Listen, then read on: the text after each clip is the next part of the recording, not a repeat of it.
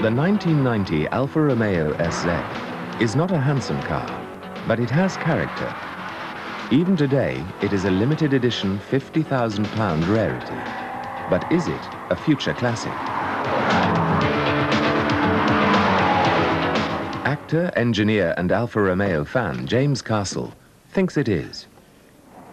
Well, the reason I chose this car was that it's basically so ugly. I mean, I think it's very pretty, but then I quite like ugly cars. I think ugly cars are pretty. And I mean, it also restores one's faith in Alfa Romeo as a major contributor to the car as a cultural icon, because they have created, by using a carbon fibre impregnated resin body, they haven't been compromised by the previous shapes that were made from steel cars. So basically, this is a plastic car. These huge gaps here, all over it, are actually as much a part of it as narrow gaps on an early Jaguar would be, for instance. If you look at the front, this is absolutely pure de Havilland tiger moth. Look at that shape. That is absolutely lovely. And these lights, I mean, they're the sort of lights you'd see in an art gallery. I mean, who would want to buy a car that actually looks like a football boot? And it does. These slab sides, that's where you put your foot in. There's your ankle going up there. If you feel the roof, it actually feels nice. It's quite strange. There's not many cars you can actually touch and have a kind of tactile experience with. You come round here to this aerofoil. I mean, this is a pure Boeing 707. It is actually an aerofoil. It's actually like a flap, in fact. Everywhere you go, I mean, I actually want to feel this car. There's this strange plastic. You know, I'm quite surprised I can pick this up like this, the petrol filler cap, and there's this nice little flap here to stop you damaging the paint. I'm quite surprised it's not locked. Certainly at home in Brixton, I think you'd need to put a sort of little lock there, probably. It's a dancing car as well. You can feel the road. It dances. You feel like you have, through the wheel, you have a relationship with it. It's got a wonderful kind of crackling, singing exhaust, which is just around about the time you got the most torque. So with the help of sound, I mean, drivers need this. It's a driver's car. The interior is something else. The interior is absolutely full of unnecessary carbon fibre. There's a panel in here on the dashboard. There's no reason for it to be there, I suppose, except that it just reminds you that you're in a sort of new tech car. This car would look terrific.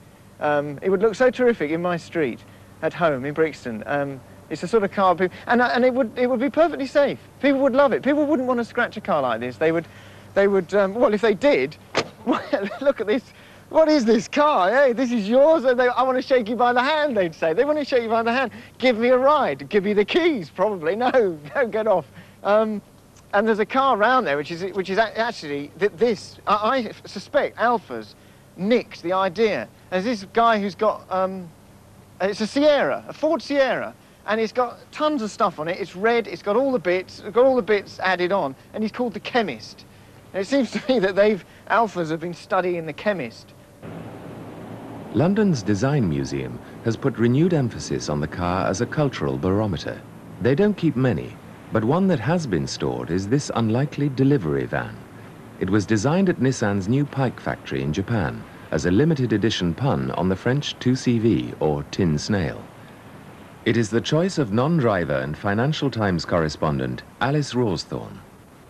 Well, I think the Japanese see the West in the same way as we see the 19th century. So if you buy a Victorian piece of furniture, you buy it and then pluck it out of context and twist the imagery around and just use it for your own purposes. And I think the Japanese use Western imagery in much the same way. So they're fascinated by the signs and symbols of the West, but have no real interest in the sort of depth and detail of it.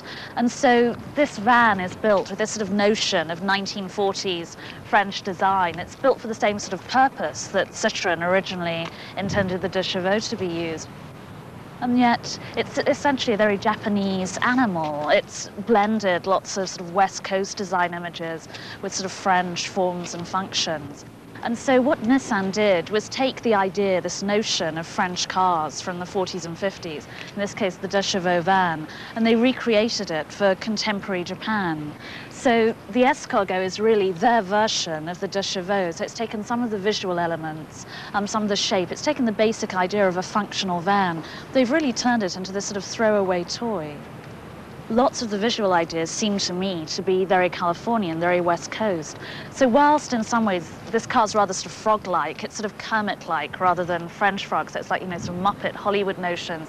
And also to me, I mean, it's like Mickey Mouse. We've got these great big mouse eyes, and here are these little mouse ears, which are the wing mirrors. So that gives it the sort of American West Coast sort of beach baby look to the design. The reason I chose it as a classic is because this, to me, says a lot about Japanese notions of design and consumption today. There's such a sort of surfeit of everything in Japanese society that even a car, which we tend to see as this sort of very pious, practical, reverential object, they'll take one, they'll spray it with graffiti, or they'll cover it with sort of flowers and funky shapes. So really they're just turning it into some sort of accessory. I mean, at the moment, these are all over the streets of Tokyo. In a year's time, there probably won't be any left because another fad will have come along. So the Japanese will have just chucked them away. Lots of elements come together to make a classic. I think really it's wholeness. Something's got to be intact. It's got to have a totality to it. And also it has to be redolent with meaning in some way. It has to embody its time. And so when it's shrink-wrapped and opened up in 25 years' time, people will look at it and it'll shriek out about its particular age. To a certain extent, it's got to be an object that will look completely out of place in any other environment, whether it's another era or even a different country or culture.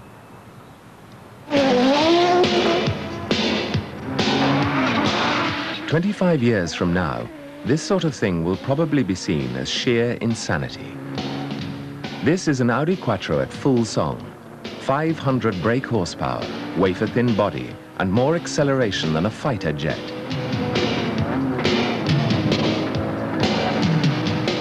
But for design consultant Stephen Bailey, there is more to the four-wheel drive Quattro than raw power. The Audi Quattro was the first practical, mass-produced car with intelligent four-wheel drive. It set dynamic standards, which still, 10 years on, have not yet been equalled. And significantly for the Audi company, it was a technological event. It was the first of a whole series of technical events which Ferdinand Piëch called for from his Audi engineers. Another aspect which makes it a classic is, of course, its styling. It based on the shell of the original Audi Coupe, a fine car in its day, but a little anonymous. And an English designer called Martin Smith, who works for Audi's EDM studio in Munich, created a brand new gesture in the repertoire of automobile aesthetics. He created these huge, squared-off, flared wheel arches. Now, since then, there isn't a manufacturer on earth which hasn't imitated them. It has about it a magnificent look of refined menace. I think success in motorsport is partly, by definition, a requirement of a car being a classic. The Audi Quattro had such prodigious dynamic ability that it totally dominated international rallying at the beginning of the 80s. And still, at the beginning of the 90s, imitations of the Quattro are still the cars which dominate the rallying scene.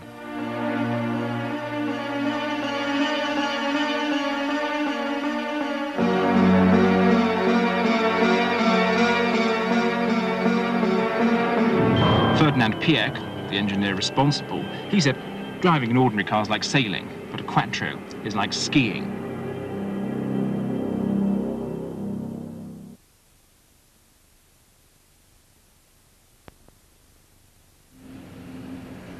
Inside this disused chocolate warehouse on the outskirts of Birmingham lies one of Britain's strangest collections of cars. Nearly all unused, some are rare, some are not. They represent a carefully selected cross-section of factory-fresh products. Alexander Patrick owns every one of them. He's a tough businessman with a soft spot for popular cars like the Ford Capri. We felt that so many people had memories. This is the car, 1987 model, this one. We code everything by registration number here. That car was the last model called a 280. The very last one was actually stolen and taken to bits and sadly no longer exists. The Capri was built from the same components as another all-time classic, the Ford Cortina. Ah, now the Cortina, that's a car, let me see. Yes, it's over here. That's a car that a lot of people will have memories of, and we put it into the Patrick collection because we felt that Grandad, when he brings the children along, will be able to say, well, I used to rep in one of these. This is the gear version, of course, in production something like 20 years, and everybody really started probably their repping life in a Cortina. I mean, the other manufacturers weren't competing in the same degree. Anyone who owns a Cortina in mint condition already has an appreciating asset. This 10-year-old car has become an icon of British commercial life like no other product, yet few will survive. The 1982 Ford Cortina, more than ever, a car above comparison. Rather than shrink-wrapping his collection, Alexander Patrick makes sure all his cars are kept in running order. But will this ever be a classic? What I suppose has always been thought as a joke car, but actually is now beginning to be taken rather more seriously. And so it's interesting how attitudes change about vehicles and so on. Skoda is one of Europe's oldest manufacturing companies. In 1983, 171,408 cars were made at Mladá Boleslav. This car, a stalwart of communist, no-nonsense Czechoslovak engineering, will probably become a classic in its own right. Skoda is the only original communist car able to list Western European markets in its sales films. Great Britain, Denmark, France, the Federal Republic of Germany, the Netherlands, Belgium and Finland. The popular motor cars, which are made in their hundreds of thousands, tend to be the ones that nobody cares or thinks about. And yet they're the ones that most people can associate with. And this is the important factor. If people can associate with something, then when they come around the Patrick collection, for instance, they can say, oh, I'd love a Ferrari GTO, that's my dream motor car. But I do remember this, and I remember we went off on a holiday and it broke down on Porlock Hill or whatever. And it's got lots of happy memories. So it's a nostalgic trip as well as something which is just talking about exotica. Unlike Alice Rawsthorne's zany Escargot, the Japanese cars here are startling for their ordinariness. I'm not going to show it to you now, but of course we've got a Triumph Acclaim, which was the first Anglo-Japanese product. But we also have the Charade. This is the little three-cylinder car. Beautifully prepared, lovely engine, well made and manufactured, and entirely reliable. So that's a small family motor car, which the Japanese are so good at making. And then, of course, we go through from that to the Mazda RX-7. Now, you probably remember that NSU pioneered the rotary engine. But now I think the only manufacturer that actually fits a rotary engine is Mazda. And they've kept true to it. Now, this is one of their early sports models. And the RX-7, there is a new version of it now, but this is the previous version. This one's been turbocharged. A very nice, very pleasant motor car to drive, and an illustration of how the Japanese are moving on. And I think my favourite in the Japanese sports cars was the little original MR2. I mean, the latest one is smashing, but tends to look a little bit like a lot of other sports cars. The original MR2 was what I felt took the mantle of the MG Midget, the British sports car, and was the first really successful Japanese sports car.